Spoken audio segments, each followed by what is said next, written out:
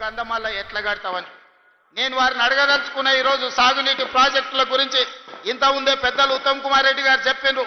10 ఏళ్లలో 2 లక్షల కోట్ల రూపాయలు ఖర్చు పెట్టిండ్రు కాంట్రాక్టర్లకు బిల్లులు ఇచ్చిండ్రని నేను అడుగుతున్న గత పాలకులను 2 లక్షల కోట్ల రూపాయలు ఖర్చు పెడితే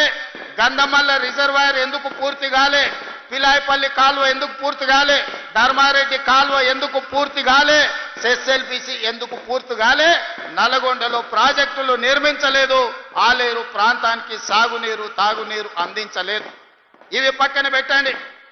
ఈనాడు ఈ నల్గొండ ప్రాంతంలో నేను అడగదలుచుకున్న మా ప్రాంత రైతులను ఈ ప్రాంత ప్రజలను ఆనాడు నవంబర్ 8 నాడు నా జన్మదినం ఉన్నదని వేలాది మంది ఇంటికి వస్తామంటే నేను కాదు కూడదు లక్ష్మీ నరసింహస్వామిని దర్శనం చేసుకొని మూసి కాలువలో మా నల్గొండ బిడ్డల బతుకులు ఎట్లా చింద్రమైపోతున్నాయో వాళ్ళ మధ్యలో గడుపుతానని నా జన్మదినం రోజు మీ దగ్గర వచ్చి రోజంతా పాదయాత్ర చేసి మీరు పడుతున్న కష్టాలను కల్లారా నేను చూసి ఆనాడే నేను ఈ ప్రాంతానికి మాట ఇచ్చిన 600 అక్కడి సూర్యుడు ఇక్కడ ఉదయించిన ఎవరు అడ్డం పడ్డా తొక్కుకుంటైనా పోతాం మూసీ నది ప్రక్షాళన చేసి తీరుతాం నల్లగొండ రైతాంగం కష్టాలు తీరుస్తామని ఆనాడు చెప్పడం జరిగింది నేను అడుగుతున్న మిత్రులారా ఈ వేదిక మీద నుంచి బీజేపీ బీఆర్ఎస్ నాయకులను గుజరాత్లో నరేంద్ర మోడీ సబర్మతి నది ప్రక్షాళన చేసుకున్నాడు ఉత్తరప్రదేశ్లో యోగి గారు గంగా నది ప్రక్షాళన చేసుకున్నాడు ఈనాడు ఢిల్లీలో మోడీ యమునా నది ప్రక్షాళన చేస్తా మేము అభివృద్ధి చేసుకుంటాం ఆ ప్రాజెక్టులో నిర్మించుకుంటాం అంటున్నాడు మరి నేను ఇవాళ అడుగుతున్న బీజేపీ బీఆర్ఎస్ వాళ్ళను నరేంద్ర మోడీ సబర్మతి నది కట్టుకోవచ్చు యోగి గంగా నది కట్టుకోవచ్చు ఢిల్లీలో యమునా నది మీరు ప్రక్షాళన చేసుకోవచ్చు మరి తెలంగాణ ప్రజలు ముఖ్యంగా నల్గొండ బిడ్డలు మూసీ నది ప్రక్షాళన ఎందుకు చేసుకోకూడదు మూసీ మురికిలోనే మేము చావాలనా మా ఆడబిడ్డలు మా ఇతర ప్రాంతాల వాళ్ళు నల్గొండ ఆలేరు భువనగిరి ప్రాంతాలకు ఆడపిల్లలు ఇవ్వాలంటే వాళ్ళు తల్లులు కావాలంటే కష్టం ఉన్నది ఆ ప్రాంతం విషపు నీళ్లు తాగితే బిడ్డలు పుట్టరు అనే ఒక పరిస్థితి ఒక విషమ పరిస్థితి ఉంది ఇవాళ మా ఆడబిడ్డలు కన్నీళ్లు పెట్టుకుంటుంటే ఈ బీఆర్ఎస్ బీజేపీ నాయకులకు కనిపిస్తలేదా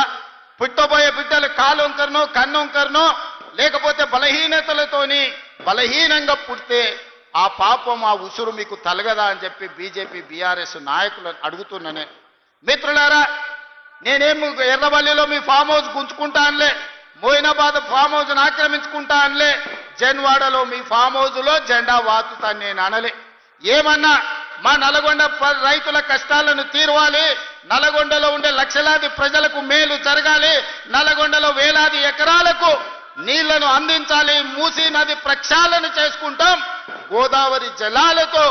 మూసీ నదిని నింపుతామని మేం ప్రయత్నం చేస్తే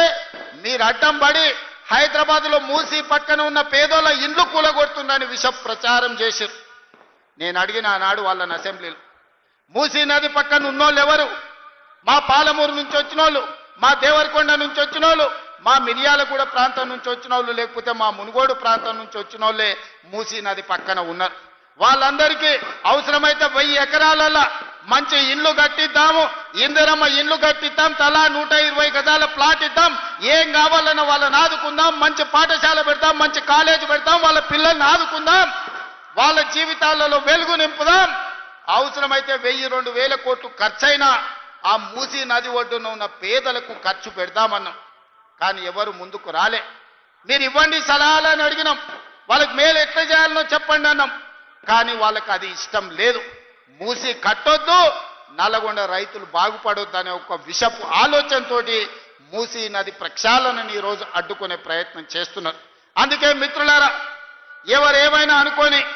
నల్గొండ జిల్లాలో ఉన్న 12 అసెంబ్లీలో 11 గెలిపించారు 2 పార్లమెంట్లను గెలిపించారు ఎవరు కూడా 50,000కు తక్కువ మెజారిటీ రాకుంటే గెలిపించారు 50,000 రూపాయలు జేబులో లేని మందుల శామెల్ 50,000 ఓట్ల మెజారిటీతోని ఈనాడు మీ ప్రాంతంలో ఎమ్మెల్యేగా గెలిపించిండంటే నల్గొండ ప్రజలు ఎంత చైతన్యవంతులో మీరు ఒక్కసారి ఆలోచన చేయండి తెలంగాణ ప్రజలకు నేను చెప్పదలుచుకున్నా నల్గొండ గడ్డ చైతన్యానికి మారుపేరు ఈ ప్రాంతం సర్దార్ సర్వాయి పాపన్న గౌడు ఏలిన ప్రాంతం ఈ ప్రాంతం దొడ్డి కొమరయ్య పోరాటం చేసిన ప్రాంతం ప్రాంతం చాకలి ఐలమ్మ స్ఫూర్తి తీసుకున్న ప్రాంతం.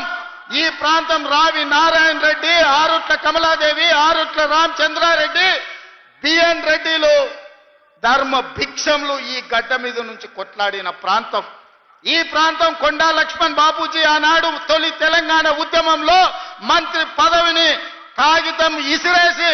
తెలంగాణ రాష్ట్రం వచ్చే వరకు పదవి తీసుకోనని త్యాగాలకు మారుపేరైన కొండా లక్ష్మణ్ బాపూజీ ప్రాతినిధ్యం వహించిన భువనగిరి ప్రాంతం ఈ నల్గొండ ప్రాంతం. మళ్ళీ తెలంగాణ ఉద్యమంలో తెలంగాణ కోసం రాజీనామా చేసి మళ్ళీ తెలంగాణ రాష్ట్రంలోనే మంత్రి పదవి చేపట్టిన కోమటిరెడ్డి వెంకటరెడ్డి ప్రాతినిధ్యం వహిస్తున్న ప్రాంతం. ఇవాళ నాడు భూమి కోసం, భుక్తి కోసం, విముక్తి కోసం సాయుధ రైతాంగ పోరాటంలో తుపాకులెత్తిన గడ్డనే కాదు, ఈ ప్రాంతంలో భూదాన ఉద్యమంలో వందలాది ఎకరాలను పేదలకు పంచిపెట్టిన ఈ రోజు భూదాన్ రామచంద్రారెడ్డి కూడా ఈ గడ్డ మీద నుంచే వేలాది ఎకరాల భూములను పేదలకు పంచిపెట్టడానికి త్యాగం చేసిన వెదిరే రామచంద్రారెడ్డిది కూడా ఈ ప్రాంతమే అని చెప్పడానికి నేను గర్వపడుతున్నా. మిత్రులారా, ఇవాళ ఈ సమాజంలో ఉన్న మా ఆడబిడ్డలు కావచ్చు, మా సోదరులు కావచ్చు, ఇవాళ వాళ్ళకి చైతన్యం లేదా? వాళ్ళకి ఏం కావాలనో ఏం సాధించుకోవాలో వాళ్ళకి తెలియదా? ఎవడో ఎక్కడి నుంచో వచ్చి ఇక్కడ రెచ్చగొడితే ఇక్కడ ఉండే రైతులను, ఇక్కడ ఉండే పేదలను తప్పు దారి పట్టించి ఈ ప్రభుత్వం మీద బురద జల్లే ప్రయత్నం చేస్తే తిప్పికొట్టే శక్తి నల్గొండ జిల్లా రైతాంగానికి లేదా అని నేను అడుగుతున్నా.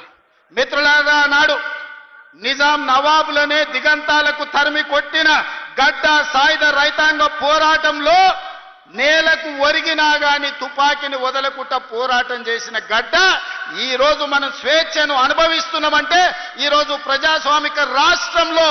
మనం ఈ రోజు మనగడ సాధించినామంటే నల్గొండ ప్రాంతంలో జరిగిన సాయుధ రైతాంగ పోరాటమే ఈ రోజు మనకి స్వేచ్ఛనిచ్చింది.